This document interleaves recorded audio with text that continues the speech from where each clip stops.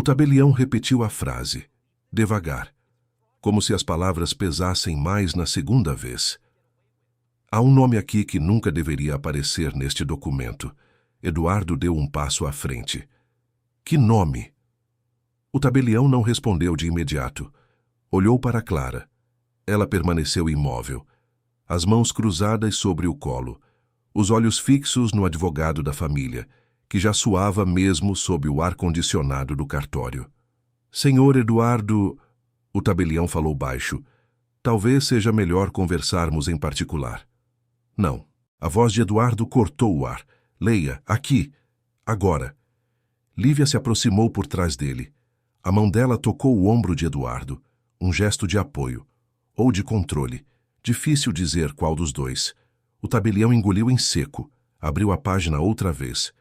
O documento faz referência a um reconhecimento de paternidade socioafetiva registrado há 23 anos, em nome de Rafael Bastos, tendo como pai biológico... Ele parou. Olhou para Clara mais uma vez, como se pedisse permissão para continuar. Clara apenas assentiu. Henrique Salgado. O nome caiu na sala como um objeto pesado sobre mármore. Eduardo não se moveu, não piscou. Por um instante, pareceu que ele nem respirava. Lívia deu um passo para trás, confusa.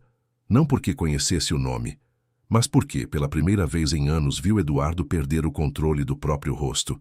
Isso é mentira, ele disse finalmente. A voz não tinha a mesma firmeza de antes. Isso é uma invenção, uma manipulação. Clara ergueu os olhos. Não fui eu quem escreveu esse nome pela primeira vez, Eduardo. Foi Rafael. Silêncio. O advogado da família fechou a pasta que segurava. Devagar, como se aquilo já não tivesse mais utilidade nenhuma. Ninguém sabia ainda o que aquele nome significava de verdade. Só sabiam que, a partir daquele segundo, nada continuaria como antes. Antes de entender o que aquele nome representava, era preciso voltar. 4 anos antes do cartório, antes do documento, antes de qualquer sorriso calculado de Lívia Monteiro. Clara conheceu Rafael Bastos numa livraria pequena, no centro da cidade, num sábado de chuva fina. Ele segurava 2 livros e não sabia qual comprar. Ela recomendou o segundo. Ele comprou os 2. Foi simples assim. Sem cenário perfeito. Sem discurso ensaiado. Só 2 pessoas que se entenderam sem precisar de explicação. Rafael era o único filho de Eduardo Bastos, dono do Grupo Bastos, uma das construtoras mais respeitadas do estado. Um nome que abria portas e fechava outras. Clara não vinha de dinheiro. Vinha de uma família pequena, de esforço, de contas apertadas no fim do mês. Quando Eduardo soube do namoro, fez questão de deixar claro num jantar de apresentação que certas uniões exigem certos ajustes. Foi a primeira vez que Clara sentiu o peso do sobrenome Bastos. Não seria a última. O casamento aconteceu 2 anos depois, pequeno, segundo os padrões da família. 200 convidados. Eduardo fez questão de dizer no discurso que esperava que Clara estivesse à altura do legado que estava recebendo. Ninguém riu, ninguém corrigiu. Clara sorriu porque era o que se esperava dela. Semanas depois do casamento, Clara quis passar o aniversário da própria mãe num sábado qualquer, num almoço simples na casa onde cresceu. Eduardo marcou para o mesmo dia um almoço obrigatório de negócios em sua casa. Família se organiza em volta da família, Clara, disse ele com o mesmo sorriso de sempre. Sua mãe vai entender. Clara não foi ao aniversário da mãe. Ligou, chorando baixinho no banheiro, entre um prato e outro do almoço de Eduardo. Foi a primeira vez que sentiu, com clareza, que tinha trocado uma vida por outra sem perceber o exato momento da troca. Não seria a última. Nos primeiros meses, os ajustes pareciam pequenos. Eduardo decidia onde os jantares de família aconteciam. Eduardo decidia quais amigos de Clara combinavam com o novo sobrenome. Eduardo comentava, sempre em tom afetuoso, sobre as roupas dela, o jeito de falar, o sotaque que ainda escapava em algumas palavras. Rafael tentava suavizar. Ele é assim com todo mundo, dizia. Você vai se acostumar. Clara se acostumou. Aos poucos, parou de convidar as próprias amigas para os jantares de família. Aos poucos, Parou de mencionar o bairro onde cresceu. Aos poucos aprendeu a rir de piadas que a incomodavam, porque discordar de Eduardo na mesa dele tinha um custo. Ninguém batia, ninguém gritava. O controle de Eduardo Bastos não precisava de gritos. Bastava um silêncio prolongado depois de uma frase errada. Bastava um "seria bom você repensar isso", dito no tom mais gentil do mundo. Bastava lembrar, sempre que possível, quem pagava o apartamento, quem indicava os médicos, quem decidia qual escola o futuro neto frequentaria. Enzo nasceu no 3º ano de casamento. Foi o único momento em que Clara viu Eduardo genuinamente emocionado. Ele segurou o neto no colo, na maternidade, e por um instante, só um instante, pareceu um homem qualquer, e não o patriarca de um império. "Esse menino vai continuar o que meu pai começou", disse baixinho. Clara achou bonito na época.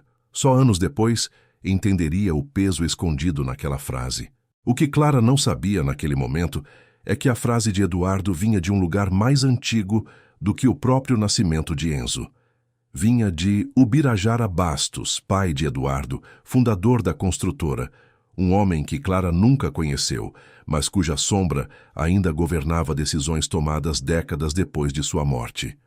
Ubirajara tinha criado, ainda nos anos 80, um fundo familiar para blindar o patrimônio da empresa. E dentro desse fundo, uma cláusula que Eduardo conhecia de cor, letra por letra, havia mais tempo do que gostaria de admitir.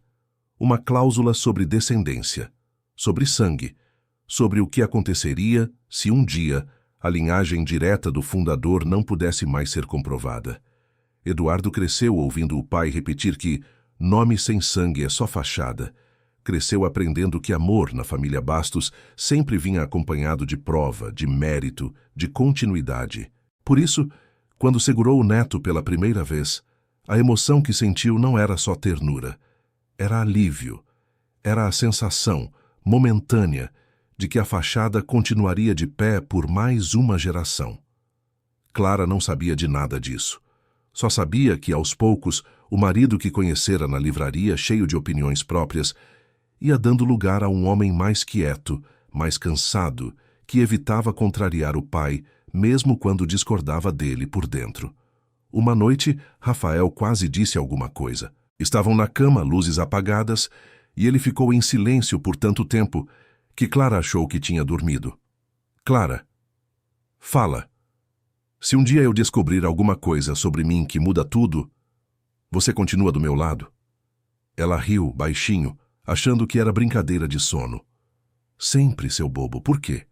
Ele não respondeu, só puxou ela mais para perto. Clara nunca esqueceu essa noite, só entenderia o verdadeiro peso dela muito tempo depois. Se você já sentiu em algum momento que precisava se encolher para caber na vida de alguém, este canal existe para histórias assim, de gente que aprendeu, tarde ou cedo, a ocupar de novo o próprio espaço. Se essa história está te tocando, inscreva-se e venha com a gente até o final. Porque o que aconteceu depois muda tudo o que você imagina sobre essa família.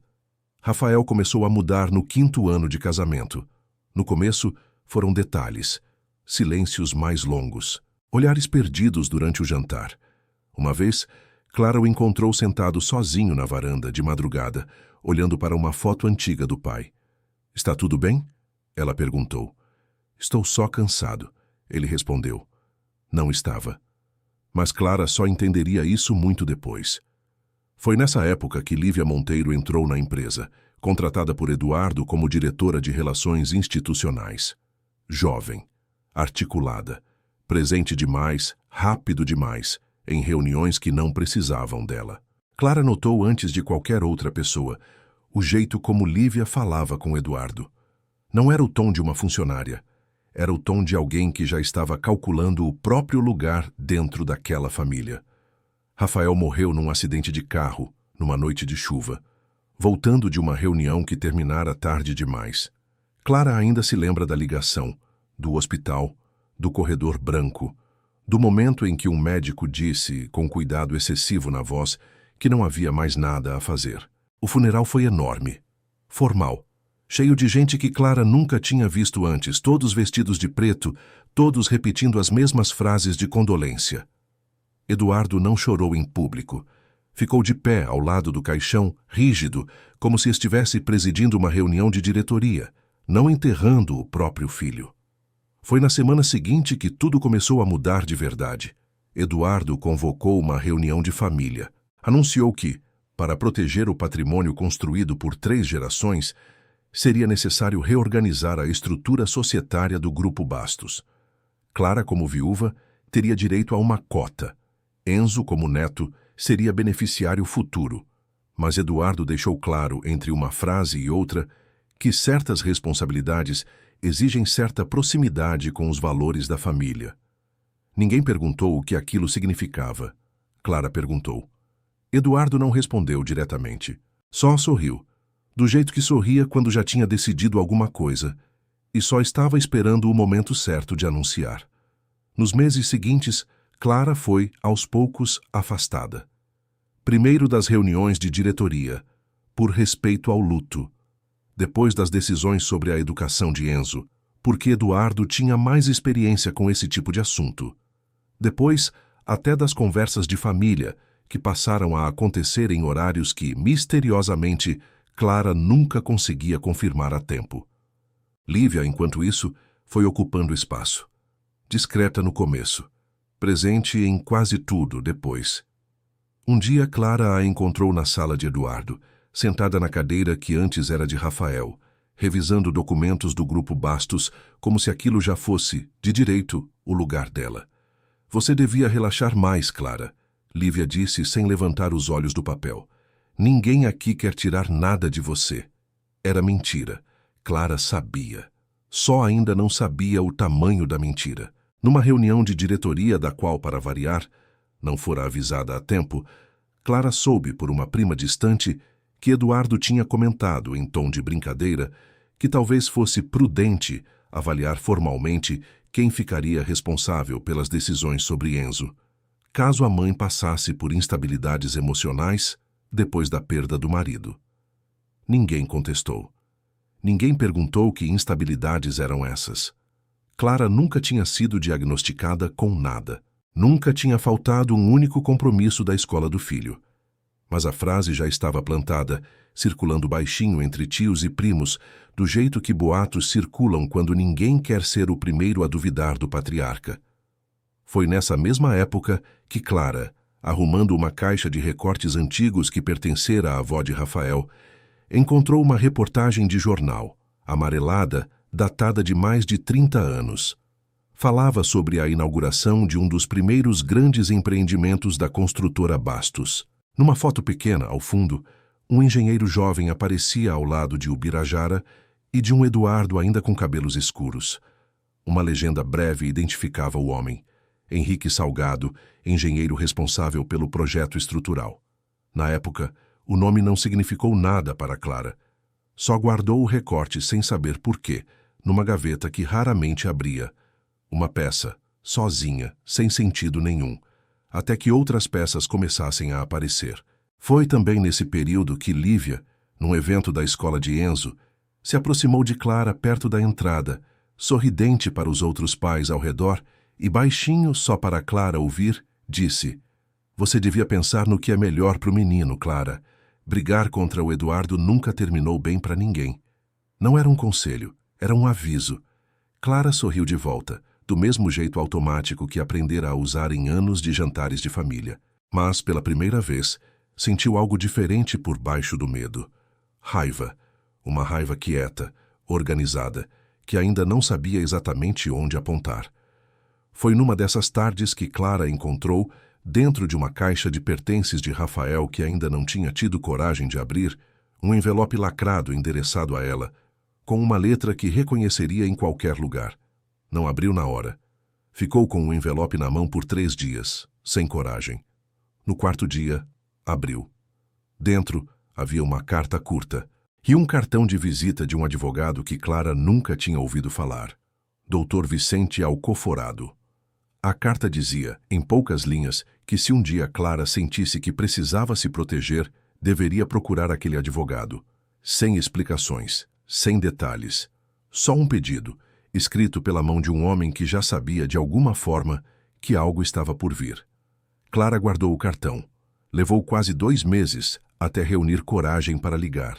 Enquanto isso, a pressão de Eduardo aumentava. Ele começou a insinuar em conversas cada vez menos sutis que talvez fosse mais saudável para Clara reconstruir a vida longe da rotina da família, que talvez fosse melhor para Enzo crescer sem a exposição constante ao nome Bastos, pelo menos por enquanto. Cada frase dita com um sorriso, cada frase um convite disfarçado para que Clara desaparecesse. Se você já viveu algo parecido, um momento em que sentiu que precisava desaparecer para manter a paz de alguém, deixa aqui nos comentários. Você continuaria sentado nessa mesa ou levantaria antes da primeira assinatura? Às vezes não é um grito, às vezes é um silêncio que se repete tempo demais. Clara ligou para o Dr. Vicente numa terça-feira, à tarde, enquanto Enzo dormia.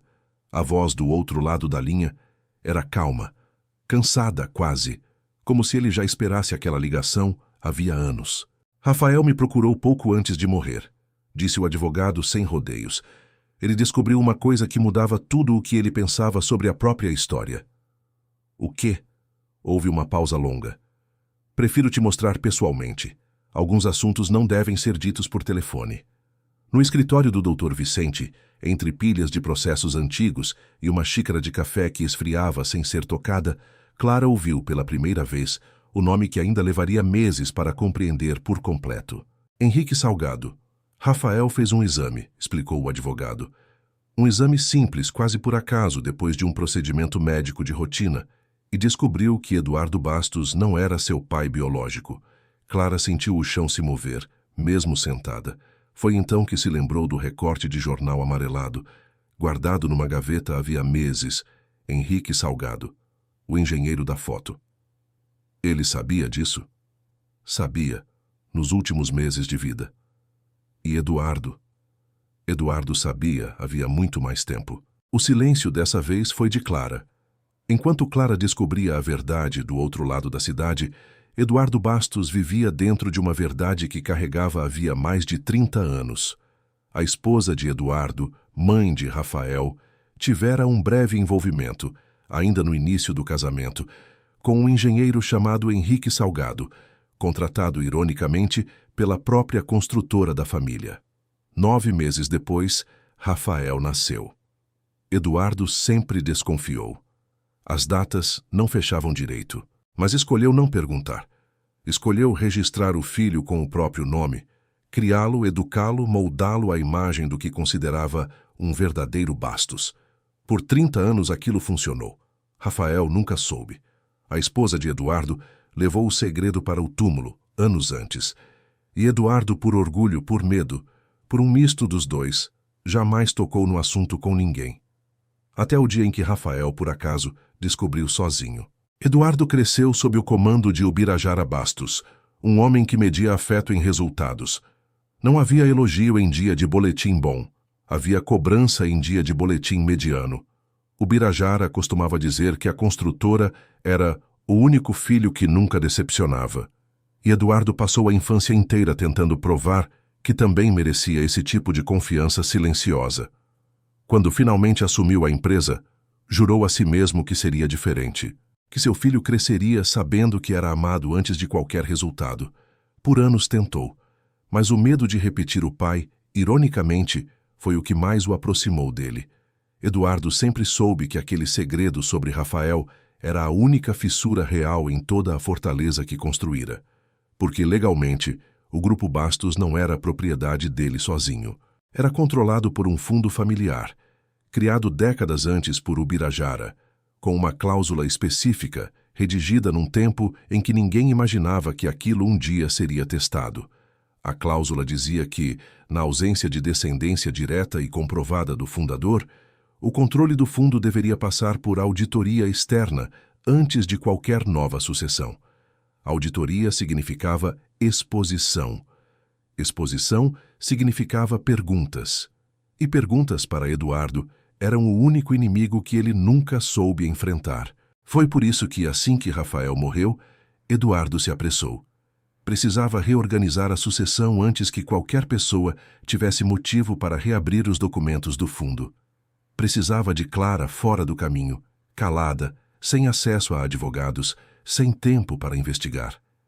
Precisava, sobretudo, que ninguém nunca soubesse que o herdeiro que ele apresentara ao mundo por 30 anos como a continuidade do legado Bastos não carregava no sangue uma única gota daquele legado.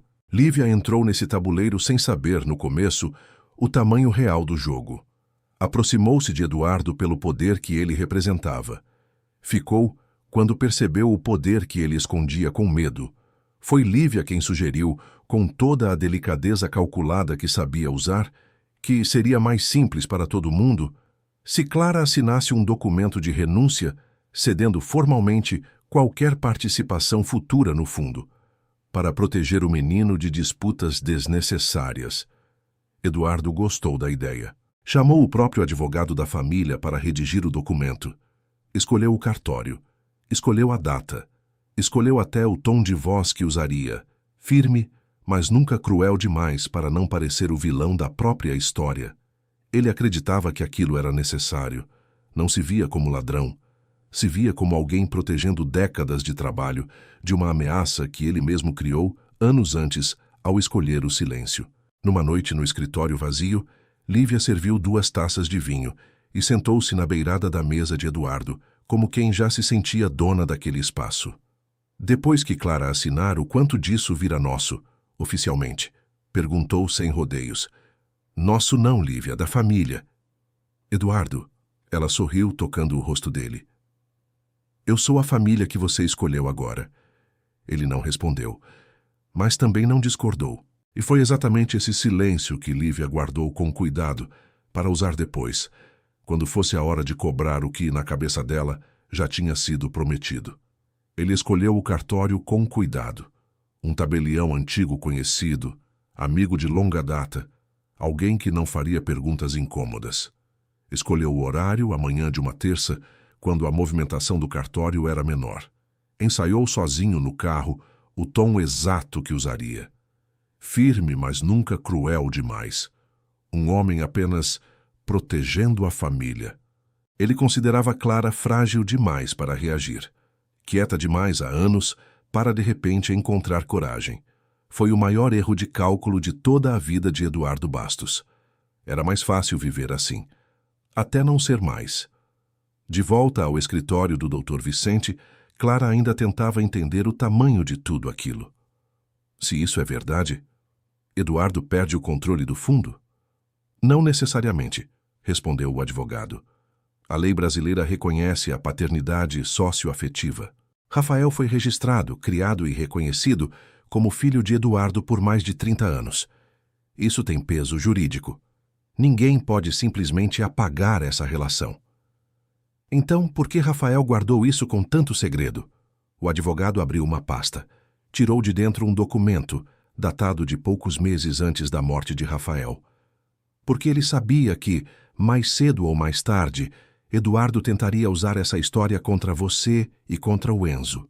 Ele sabia que Eduardo tem medo dessa verdade. E medo, nas mãos erradas, vira ameaça.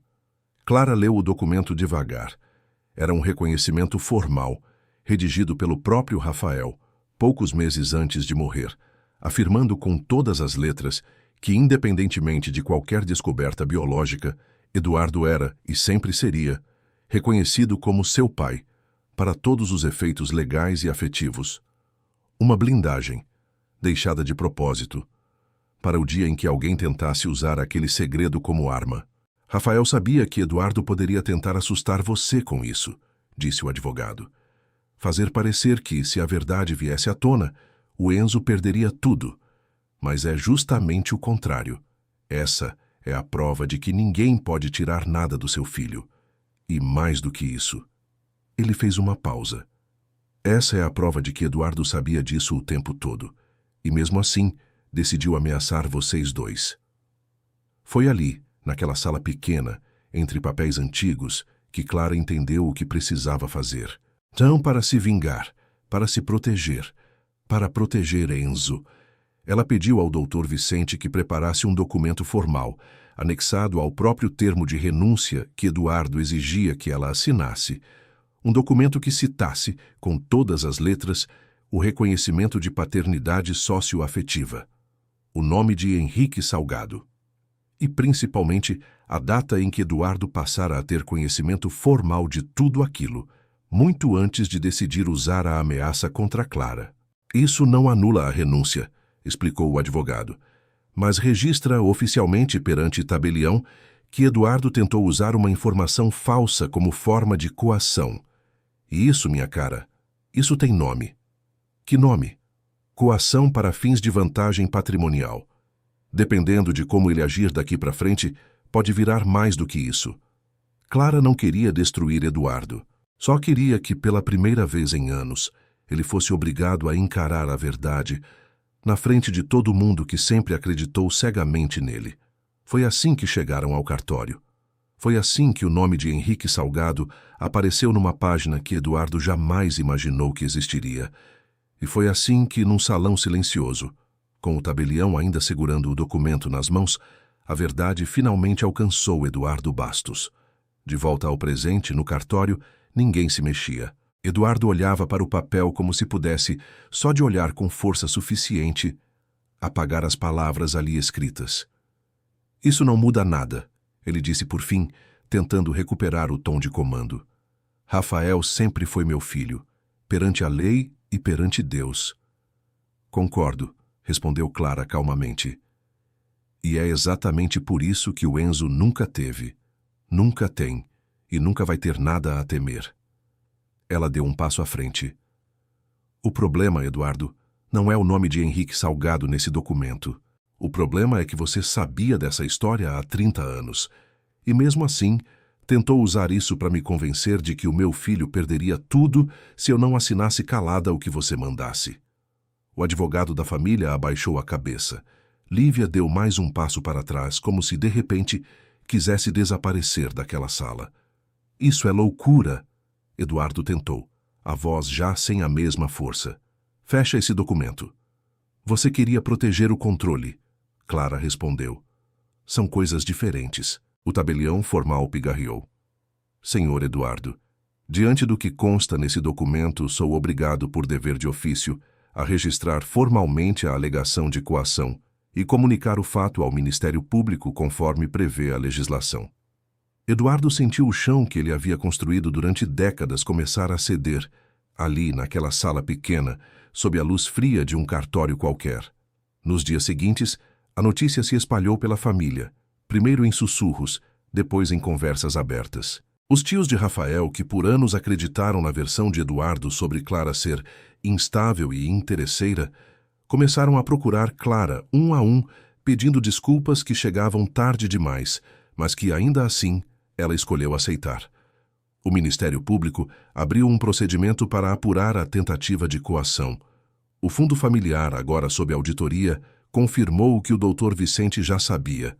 A paternidade socioafetiva de Rafael era inatacável. O direito de Enzo continuava intacto. Eduardo não perdeu o controle da empresa. Perdeu algo mais difícil de recuperar. Perdeu a confiança de quase todos que um dia o seguiram sem questionar. Lívia, percebendo que o consolidar patrimônio, que planejara havia anos, não sairia como o previsto, desapareceu do círculo da família poucas semanas depois, tão silenciosamente quanto havia chegado. Ninguém sentiu falta. Eduardo, pela primeira vez em muito tempo, se viu sozinho de verdade. Não por perder dinheiro, mas por perder a única coisa que, no fundo, sempre tentara proteger com tanto medo. A imagem de que nunca havia errado. Clara não processou Eduardo por mais do que o necessário, não porque tivesse esquecido, mas porque entendeu, ao longo daqueles meses, que carregar ódio por mais tempo do que precisava só a manteria presa a uma história que já não era mais sobre ela. Era sobre Enzo agora, sobre o tipo de infância que ela queria construir para o filho, longe de silêncios pesados, longe de sorrisos calculados, longe da ideia de que amor e controle eram, de alguma forma, a mesma coisa. Meses depois, Clara e Enzo se mudaram para uma casa menor, mais simples, longe do endereço que um dia pareceu tão importante conquistar. Numa tarde qualquer, Enzo perguntou brincando no jardim por que eles não moravam mais na casa grande do vovô. Clara sorriu. Porque a gente descobriu que casa grande não é sobre o tamanho, filho. É sobre quem te deixa respirar dentro dela. Enzo não entendeu tudo, mas sorriu de volta, do jeito que só uma criança sabe sorrir quando sente, mesmo sem saber explicar que está segura. Eduardo, meses depois, numa tentativa tardia de reconstrução, pediu para ver o neto. Clara não fechou a porta de vez. Apenas deixou claro com uma firmeza que antes ela não sabia que tinha, que qualquer aproximação, dali em diante, aconteceria nos termos dela, sem manipulação, sem silêncios como arma, sem sorrisos calculados por trás de decisões que feriam. Se essa história te fez sentir alguma coisa, se você chegou até aqui sentindo o peso de cada palavra, inscreva-se no canal. Compartilhe essa história com alguém que talvez precise ouvir que é possível recomeçar, mesmo depois de anos tentando se encaixar num lugar que nunca foi realmente seu. Clara segura a mão de Enzo. Os dois atravessam o jardim, sem olhar para trás. Algumas heranças cabem num documento. Outras começam no dia em que alguém decide não assinar o medo.